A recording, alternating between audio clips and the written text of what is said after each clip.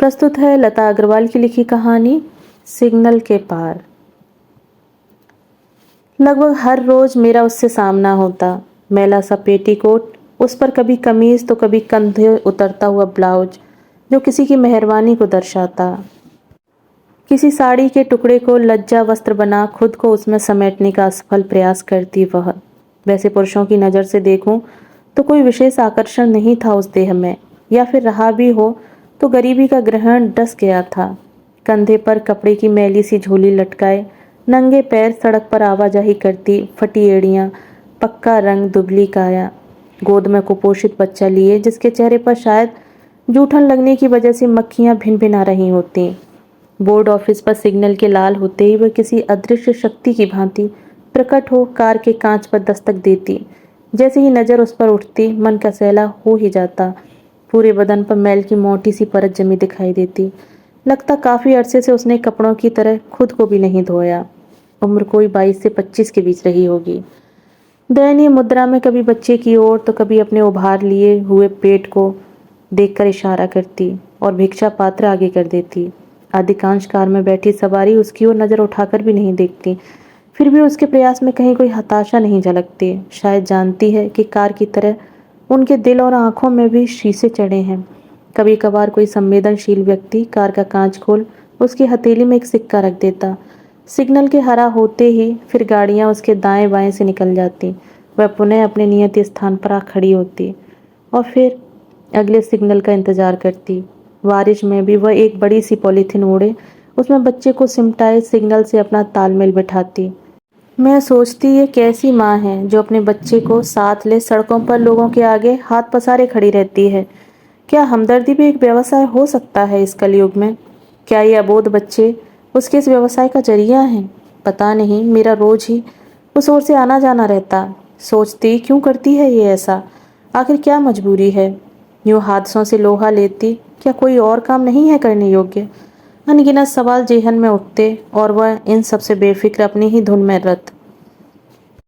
हर साल उसकी स्थिति में इजाफा यह होता कि गोद का बच्चा गले में बंधी झोली में आ जाता। झोली का बच्चा उंगली थामे माँ का हमराह बनता। पेट में एक और नया बीज अंकुरित हो चुका होता। पिछले 3 वर्षों से कुछ ऐसा नाता हो गया कि सिग्नल पर रुकते ही मेरी नज़र उसे खोजती। सोचती क्या मुझे संवेदना है उस औरत के प्रति? शायद नहीं। फिर क्यों हर रोज वहां से निकलते मेरी नजरें उसके लिए बेताब हो जाती? क्यों उसे लेकर कई सवाल जेहन में कुदबुदाने लगते हैं? मुझे चिंता थी इस बात की कि कहीं किसी कार का पहिया उसे रौंदता हुआ न निकल जाए। कहीं उसकी अंतिम सांसें इन्हीं सड़कों पर किसी गाड़ी के पहिए तले तो नहीं लिखी। उफ, जाने क्या मजबूरी है इसकी जो ये जोखिम उठाए है।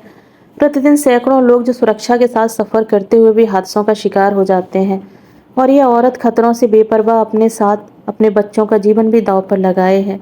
हम शायद इसलिए डरते हैं कि हमारे बाद हमारे परिवार का क्या होगा। जतन से बसाया घर, तिनका तिनका जोड़ी पूंजी का क्या होगा? लगता है इसके पास खोने को कुछ है ही नहीं इस तन के सिवा। जब पेट खाली होगा तो इस तन का भी क्या करेगी? सिग्नल बंद था या शायद खराब उस दिन। सिग्नल की लाइट के साथ भागने की जल्दबाजी जो नहीं थी, संयोग से उसका सामना कार वालों के बाद मुझसे हो गया। मैं मानो भरी बैठी थी, उलट पड़ी। तुम्हें डर नहीं लगता? रोज इस तरह वाहनों के आगे आती हो। तुम्हारा पति कुछ नहीं कहता? वह चुप हो गई। शायद उसके पास मेरे इस प्रश्न का कोई उत्तर ही न हो। शायद उसका कोई पति ही ना हो, या उसने मेरे सवालों के जवाब देना उचित न समझा। फिर ये बच्चे, क्या इन बच्चों का कोई बाप नहीं? तो क्या वह, ऐसा कैसे हो सकता है? उसमें तो ऐसा कोई आकर्षण नहीं। यदि ऐसा है तो क्या पुरुष सिर्फ स्त्री देह का प्यासा है, चाहे वह किसी की भी हो? क्या इन बच्चों की जिंदगी इसी सिग्नल के आसपास है? अगर ऐसा है तो क्या चंद पैसों की खातिर ये अपनी देह से खिलवाड़ नहीं कर रही? अपने साथ बच्चों के भाग्य को भी धिक्कार नहीं रही? अफसोस मेरे सारे प्रश्न अनुत्तरीय रहे। ओ मैडम, जरा संभल कर, क्या घर से अनबन कर निकली हो? सामने का वाहन नजर नहीं आ रहा। अचानक सामने से आते वाहन वाले ने चिल्लाते हुए कहा। उफ, इसका कुछ हो न हो, इसके चक्कर में मैं जरूर हादसे की शिकार हो जाऊंगी। सॉरी भैया, कहते हुए मैंने अपनी राह ली। बहुत दिनों तक वह वहाँ दिखाई नहीं दी। गुरुवार का दिन था, साईं बाबा के दर्शन करते हुए घर जाती हूँ। दर्शन कर जैसे ही बाहर निकली, कतारबद्ध बैठे मांगने वालों पर नजर गई तो देखा वह तो यहाँ बैठी है। ओह, उसका फूला हुआ पेट। तो क्या फिर? हाँ, मेरा शक सही था। पास में एक बच्चा फटी और मैली सी शर्ट पहने कटोरे में चंद सिक्के उछालकर खुश हो रहा है। गोद में साल सवा साल का बच्चा नंगे बदन बहती नाक लिए उसके सूखे स्तनों को चूस रहा है। संभवतः बड़े पेट के कारण वह ठीक से बैठ भी नहीं पा रही थी। पैरों पर काफी सूजन थी। देखकर लगता था प्रसव का समय निकट आ गया है। मैंने उसके करीब जाकर बच्चे के हाथ में 2 लड्डू प्रसाद स्वरूप रखकर उससे कहा, तुम्हें तकलीफ है तो क्यों बैठी हो? घर क्यों नहीं जाती? आराम करो जाकर। मेरी बात सुन वह हल्के से हंस दी, जिसमें मुझे हंसी कम पीड़ा अधिक नजर आ रही थी। घर? घर कहाँ है हमारा? फिर कहाँ रहती हो? यहीं। तुम्हारा पति? वह खामोश इधर उधर देखने लगी। तो क्या इनका संसार यूं ही सड़कों पर? उसकी खामोशी चुभ रही थी मुझे। क्या तुम्हारा पति कुछ नहीं करता? वो कहाँ कुछ करता है, दारू पी के पड़ा रहता है। कितना कमा लेती हो इस तरह से? बस 25-50 रुपया। कभी वो भी नहीं। क्या इससे पूरा पड़ जाता है? कहाँ? फिर क्यों इस तरह सड़क पर मारी मारी फिरती हो? खुद को और बच्चों को भी जोखिम में डालती हो। कोई टक्कर मार गया तो जिंदगी भर को अपाहिज हो जाओगी, जानती हो ना। वो मेरा मुंह ताक रही थी। इससे तो अच्छा हो कि किसी घर में झाड़ू बर्तन कर कमा लो। कौन देगा हमें काम? आप देंगी काम? मैं अबाक, इसकी तो उम्मीद ही नहीं थी। अपने पर दाव देख झुंझला गई मैं, खुद को कोसती वहां से चल दी। नाटकबाज औरत है। लोगों से सहानुभूति पसंद है उसे। मरने दो, मुझे क्या, अब नहीं पूछूंगी। खुद को भाषण देती वहां से चल पड़ी। जानती जो थी भाषण से पोषण नहीं होता। अब वह सिग्नल के पास दिखाई नहीं देती। उसने कारों का पीछा करना छोड़ दिया था शायद। उसे मंदिर के अहाते की पनाह भली लगी, या फिर यहाँ वहाँ भागने की शक्ति नहीं रही उसमें शायद। उस दिन भी गुरुवार था। मैंने देखा वह बैठी है। पेट का वह बालक जो अब लगभग 20-25 दिन का हो गया होगा, उसे कपड़े में कुछ इस तरह लपेट रखा था कि बस आँख ही दिखाई दे रही थी। वह उस बालक की दुहाई देकर भीख मांग रही थी। इतने नन्हे बालक को देख लोगों की संवेदना जाग रही थी। लोग पास बिछे कपड़े पर कुछ सिक्के डाल रहे थे। छोटा बच्चा उन्हें सहेज कर ढींग लगा रहा था। औरत बार बार हथेली को सिर पर लगा देने वालों का शुक्रिया अदा कर रही थी। मैंने उसे प्रसाद देते हुए पूछा, क्या हुआ, बेटा या बेटी? उसने मेरी बात को अनसुना कर दिया और मुझे अनदेखा। मैं एक बार फिर आहत हुई। एक अनपढ़ गंवार मैली कुचैली जाहिल औरत से बार बार अपमानित हो मन चोटिल हो गया। खुद को कोसने लगी। आखिर क्यों चली आती हूँ बार बार अपना अपमान कराने? तभी एक औरत जो शायद उसी की बिरादरी की थी, उसके पास बैठ भीख मांगती हो, उसकी प्रतियोगी थी शायद, एक वर्दी वाले को साथ लेकर आई। देखो साहब, इस बच्चे को, यही है वह जिसके बारे में मैं बता रही थी। वर्दी वाला डंडा ठोंक कर औरत को धमकाते हुए बोला, किसका है ये बच्चा?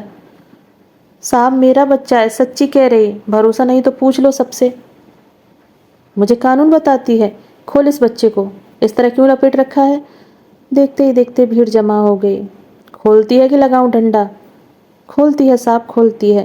कहते हुए उसने प्रतिशोध भरी आंखों से उस औरत को घूरा, वह जो अपनी जीत पर इठला रही थी। हाँ, उसकी प्रतिद्वंदी थी। बच्चे पर से कपड़ा हटते ही कुछ बदबू सी महसूस की लोगों ने। नाक पर कपड़ा लगा लिया। तभी वह औरत चिल्ला पड़ी, देखा साहब, मैं सही थी, ये बच्चा मर चुका है। कैसी उल्टा औरत है, अभी भी उसके नाम पर मांग रही है। लोग अचंभित थे। वर्दी वाला चिल्लाया, क्या ये सच है? बोल, सच क्या है? उसके डंडा खड़खड़ाने से दोनों बच्चे सहम कर उससे चिपक गए। सच बताती है कि ले चलूं बड़े साहब के पास?